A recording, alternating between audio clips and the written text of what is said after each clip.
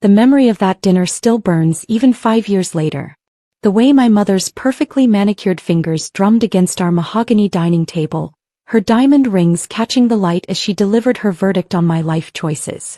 A startup tech company? She'd scoffed. With your trust fund? Madison, darling, you'll never be anybody going down this path. I can still see my sister Catherine's smirk across the table, hear my father's heavy sigh of disappointment. The Hunter family name meant something in Boston's elite circles. It meant country clubs and charity galas, not coding in a garage with 2 college dropouts. We're cutting off your trust fund, Dad had announced. Maybe that will help you see reason. I'd looked around that opulent dining room at the faces of my family who measured worth in old money and social connections, and made a decision that would change everything. Keep it, I'd said, standing up. Keep all of it. That was the last time I'd eaten dinner in that house. The last time I'd touched my trust fund. The last time I'd been Madison Hunter, disappointing daughter, instead of who I am today. 5 years later, I sat in my penthouse office watching my company's stock ticker climb. Hunter Technologies had just revolutionized cybersecurity with an AI-driven platform that made every competitor obsolete. Major tech companies were scrambling to license our software. The IPO had made headlines. Ms. Hunter. My assistant Julia's voice came through the intercom. There's a situation you should be aware of. Go on. Your family is stranded at Logan International. Some sort of private aviation fuel shortage. All charter flights are grounded and commercial flights are booked solid due to the tech conference.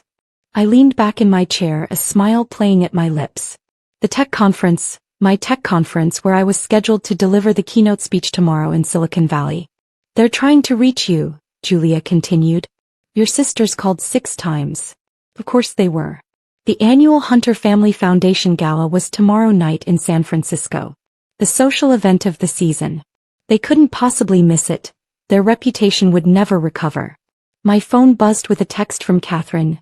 Maddie, please. We know you have a private jet. We need to get to SF. Family emergency. The emergency being their social standing, no doubt. I pulled up the tracking app for my Gulfstream G650. The jet I'd bought not for luxury but because time was money in tech and I needed to be anywhere in the world at a moment's notice. The jet that was, at this very moment, fueled and ready at my private hangar. Another text from Mom. Madison, darling, surely we can put the past behind us. The gala is crucial for the family name. I thought about that dinner 5 years ago. About the trust fund I'd walked away from. About the nights I'd spent sleeping on an office floor while coding, surviving on ramen and determination. About the investors who'd believed in me when my own family wouldn't. Julia, I called through the intercom. Send a car to my hangar. I'll be flying to San Francisco early. And your family? I typed out a response to my mother's text. No bodies don't own planes. Then I gathered my things, including my keynote speech, the one announcing Hunter Technologies' newest innovation, a breakthrough that would double our already soaring stock price. Should I tell them you're refusing to help? Julia asked. No, I smiled, heading for the elevator. Let them figure it out when they see my jet take off without them. Sometimes the best revenge isn't saying no. It's showing them exactly what they said no to. In the car to the hangar, I watched Boston's skyline slide past. Somewhere in that city, my family was probably still at the airport, watching their carefully curated social status crumble. Meanwhile, I had a speech to deliver, one that would cement my place in tech history. The irony wasn't lost on me. They'd called me a nobody for choosing tech over tradition. Now I was worth more than the entire Hunter family fortune combined. My phone buzzed again. Dad, this time. Madison, this is childish. We need that plane. I turned off my phone as we pulled up to my private hangar. The Gulfstream gleamed under the lights, my company's logo emblazoned on its tail. Sometimes being called a nobody is the best motivation to become somebody unforgettable. The Gulfstream climbed through the clouds, leaving Boston and my stranded family far behind. I smiled, thinking of them watching my jet take off, knowing exactly who was aboard. Ms. Hunter, the pilot's voice came through the intercom. Your sister is trying to contact the tower. She's claiming there's been a mistake. No mistake, James, I replied, sipping my champagne. Just karma. My phone had exploded with notifications. Text messages, voicemails, even emails from extended family members I hadn't heard from in years. The Hunter family network was in full panic mode. I opened a particularly entertaining text from Catherine. Do you have any idea what you're doing? The governor will be at the gala. The senator's wife is counting on mom's donation announcement. Another from my cousin Elizabeth. Your mother is in tears. How could you be so cruel? I pulled up the video feed from 5 years ago, the one my startup co-founder had recorded secretly during our first major breakthrough. There I was, sleeping on a worn office couch, surrounded by empty coffee cups and code printouts. That same night my family had been at the country club, telling everyone how I'd lost my way. My laptop pinged with a news alert. Hunter Technologies CEO to make groundbreaking announcement at Tech Summit. Below it, a society page headline. Hunter family expected to make record donation at annual gala. Will they show? The contrast made me laugh. Miss Hunter, Julia's voice came through my secure line. Your father's lawyer is threatening legal action over the jet. He claims it was purchased with family money. Send him the documentation, I replied. Every penny came from my first software patent. The one they said would never work. I opened my keynote presentation, refining the details. Tomorrow I would announce Hunter Technologies' new quantum encryption protocol, technology that would revolutionize digital security. Our stock would skyrocket. The tech world would be transformed. And my family would miss their precious gala. My phone rang, a number I didn't recognize. Against my better judgment I answered. Madison. My mother's voice, tight with controlled fury. You've made your point.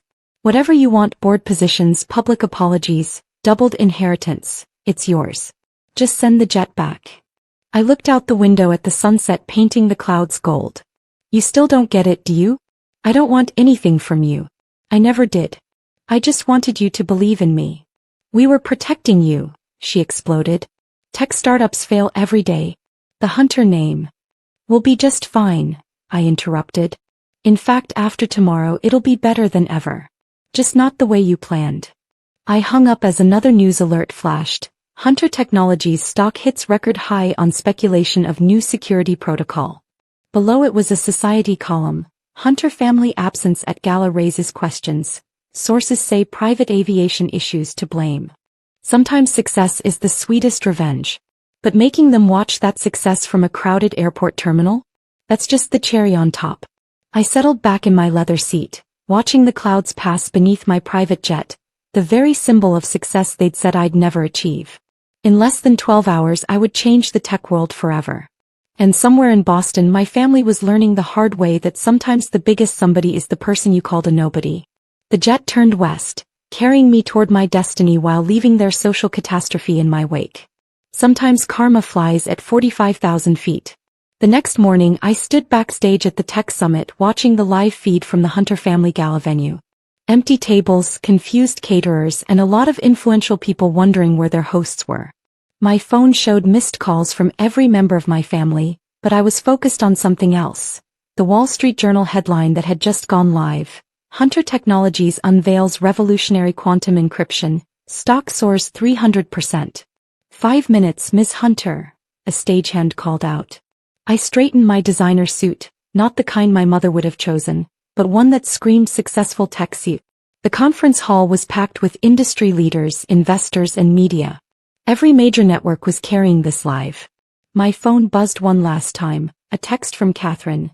They're calling it the Hunter family humiliation. Mom's social standing is ruined. Are you happy now? I stepped onto the stage to thunderous applause, thinking about happiness, about success, about redemption. Good morning, I began, my voice strong. 5 years ago someone told me I'd never be anybody. Today, I'm here to show you the future of digital security. The presentation was flawless. The technology revolutionary. When I finished, the standing ovation lasted 10 minutes. Backstage, Julia handed me a phone. Your father's watching CNBC. They're calling you the next Steve Jobs. He'd like to talk. I took the phone. Hello, Dad. Madison. His voice was different now, smaller, uncertain. We were wrong. Yes, I said simply. You were. The gala, our reputation. Will survive, I cut him off. The Hunter name is stronger than ever, just not the way you planned. I hung up and looked at Julia. Send my jet to Boston. Really? She asked, surprised. Yes, I smiled. But take your time. Maybe do a maintenance check first. Sometimes being somebody means being the bigger person. Eventually. The next day's headlines told the whole story. Tech genius Madison Hunter revolutionizes cybersecurity. Hunter Technologies CEO becomes youngest self-made billionaire. Hunter family missing from own gala as daughter makes tech history. I kept a framed copy of my mother's text from that airport. Madison darling, we need your jet. Below it my reply, nobodies don't own planes. Sometimes the best success story is the one nobody saw coming. Especially the ones who called you nobody in the first place.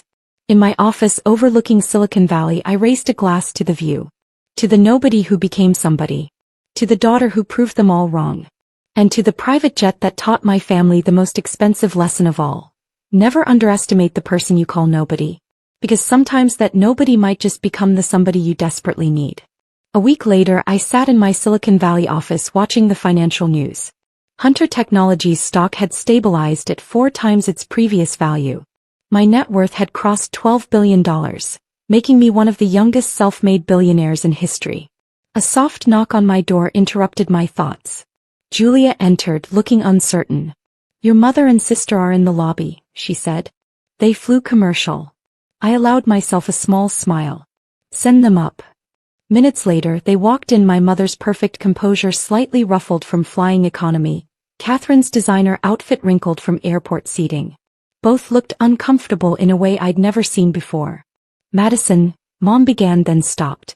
For the first time in my life she seemed at a loss for words. The gala was rescheduled, Catherine blurted out. Everyone's talking about how the Hunter family produced a tech genius. Society pages are calling us visionaries for encouraging your unconventional path. I leaned back in my chair. How convenient. Darling, Mom tried again. We were wrong. So terribly wrong. When I saw you on that stage announcing your breakthrough, you weren't just somebody. You were extraordinary. Now you see it, I said quietly. 5 years too late. We want to make it right, Catherine added. Family should stick together. I stood and walked to the window looking out at the empire I'd built. You know what I learned from being called a nobody? That true worth isn't in a trust fund or social standing. It's in believing in yourself when no one else does. Please, Mom whispered. Give us a chance to be part of your life again. I turned back to them. On one condition. Anything, they said in unison. The Hunter Family Foundation, I said. I want to repurpose it. Instead of galas and social climbing, it will fund tech education for underprivileged kids. Kids who might be called nobody by people like us. Mom hesitated only a moment before nodding. Of course. It's your vision now. And one more thing, I added, pressing a button on my desk. Julia entered with 3 folders. What's this? Catherine asked. Your economy tickets back to Boston, I said, then smiled. Just kidding. It's the paperwork to establish the Hunter Innovation Scholarship. Because sometimes the next somebody is just waiting for a chance to prove the world wrong. They both teared up, and for the first time in 5 years I let them hug me. Later that evening, as my jet carried them back to Boston, yes, I relented, I added a new frame to my wall. Next to my mother's desperate text and my "nobodies don't own planes" response, I placed a new message.